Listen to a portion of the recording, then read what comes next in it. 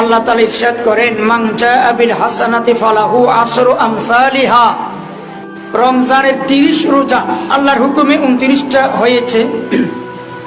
30কে যদি 10 দিয়ে গুণ দেন 300। এইদিকে শাওয়াল মাসের 6 রোজা, 6কে যদি 10 দিয়ে গুণ দেন 60। ওইদিকে 300, এইদিকে 60, কত হলো? 360। আরবিতে 360 দিনে 1 বছর, ইংরেজিতে 365 দিনে 1 বছর। যেহেতু ইংরেজিতে 31 তারিখওয়ালা অনেক মাস আছে, কিন্তু আরবিতে 31 তারিখওয়ালা একটা মাসও নাই, তাই 360 দিনে আরবিতে 1 বছর। তাহলে কেউ যদি রমজানের রোজাগুলো রাখে এবং শাওয়াল মাসের 6 রোজাও রাখে, 36টা রোজা হয়।